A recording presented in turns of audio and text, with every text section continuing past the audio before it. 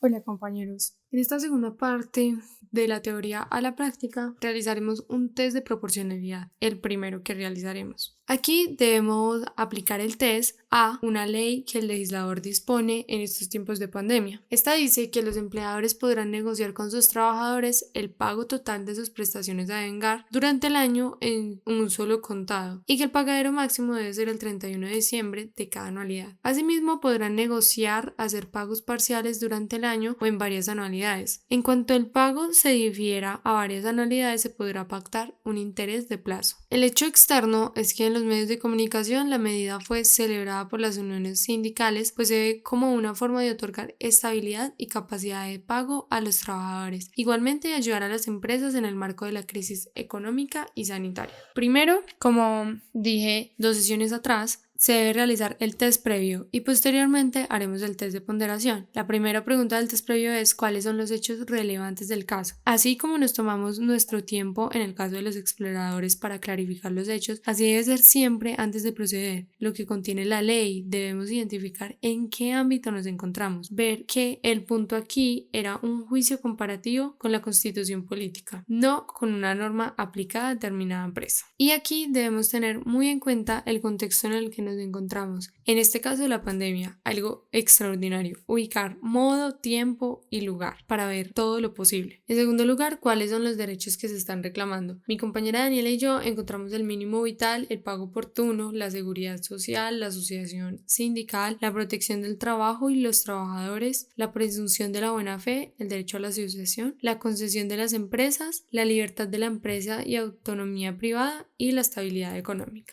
En tercer lugar, debemos conocer cuál es la hermenéutica abstracta, es decir, los derechos mencionados en el punto anterior, dotarlos de significados para así empezar a comprender qué implican estos, la importancia de estos en el caso. Nosotras nos orientamos principalmente por los derechos en la Constitución, pero también nos podemos guiar por diferentes fuentes como lo son las sentencias. En un cuarto lugar, nos preguntan si existen causales constitucionales que hagan que las personas en el caso tengan una condición de debilidad manifiesta. Esto es muy importante porque el evaluador debe pensar en todos aquellos que puedan estar presentes. Hay posibilidad de que en un grupo tan amplio de trabajadores hayan padres o madres cabezas de familia, personas de tercera edad más propensos a las enfermedades o personas con discapacidades medias. También pueden haber víctimas del conflicto, minorías étnicas, raciales y políticas, además de reinsertados. Debemos tener en cuenta todo. Aunque el empleador es un sujeto común de la comunidad, no parece ser alguien con debilidad manifiesta,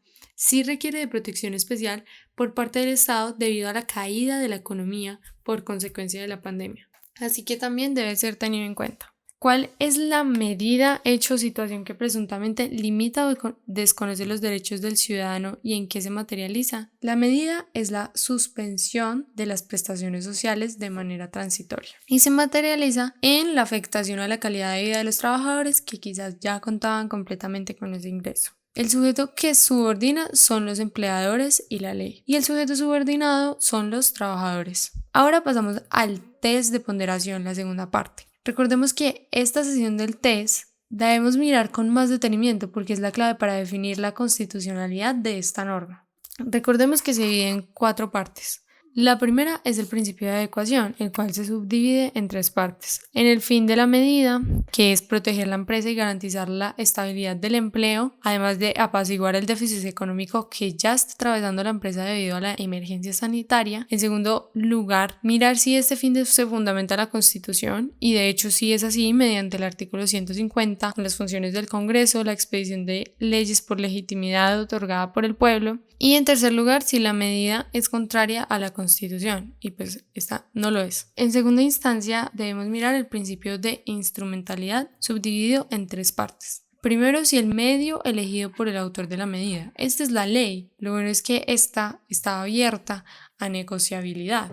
Si el medio es efectivo para llegar al fin. Y la respuesta es que sí, puesto que todos los ciudadanos deben acatar, y de no ser así, se será sancionado. Pero no es una ley injusta, ya que, como ya mencionamos, existe la negociabilidad entre el trabajador y el empleador. Es un medio contrario a la Constitución a primera vista, y este es no porque es respaldado por una ley y la ley está amparada en la Constitución. El tercer principio es el principio de proporcionalidad en sentido estricto. Primero se nos preguntan las infracciones y daños sufridos por los sujetos. Y segundo, debemos medirlo en una escala de grave, intermedio o leve. Nosotras definimos que para los trabajadores hay dos tipos de perjuicios. Uno intermedio, pues como no se les está pagando todas las prestaciones de servicio completo, su calidad de vida se puede ver afectado, pero no tal extremo de que no tengan con qué vivir. Y uno grave, si hay condiciones especiales para la Constitución, personas en situación de debilidad manifiesta. Y para los empleadores los perjuicios son leves, ya que se les solucionó una buena parte del problema financiero grave en inminente crecimiento. Ahora pueden recuperarse e incluso ir trabajando por el dinero de estos empleados. Nos preguntan también si la limitación debe ser tolerada y la respuesta es sí, porque a pesar de la disminución en prestaciones sociales, tienen la oportunidad de seguir laborando incluso en crisis sanitaria y posteriormente se les cancelarán las prestaciones. Además, y lo más importante, es que esta ley no es absoluta sino negociable. Se nos pregunta también si los derechos en conflicto coexisten y la respuesta es sí, porque al expedir esta ley el legislador buscó el equilibrio para evitar la quiebra de las empresas y el desempleo masivo. Para ya pasar al último principio, el principio de necesidad. Este nos pregunta si el medio elegido era imperioso o teníamos alternativas. Y la respuesta es que sí puede haber otro medio, aunque no sacrifica los derechos de manera excesiva, sí pueden tenerse muchos más puntos en cuenta, como la probabilidad de que la empresa entre en quiebra y qué pasará entonces con estas prestaciones. Todo sería mejor si los empleados tienen sus prestaciones en un fondo de ahorros, por ejemplo.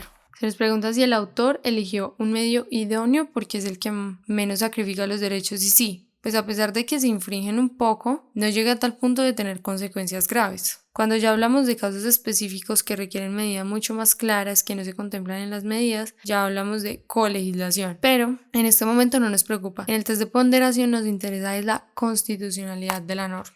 Al concluir esta actividad, creo yo, la mayoría quedamos un poco cansados pero satisfechos, ya que como mencioné al principio fue un trabajo cooperativo y aunque este era nuestro primer test de proporcionalidad, una gran ventaja fue que varios compañeros realizaron más test de proporcionalidad como ejercicio de sus masterclass y nosotros también realizamos nuevamente este ejercicio con el famoso caso Matarife. Esto nos ayuda a todos a aprender más. Estos test los dejaré todos en la descripción.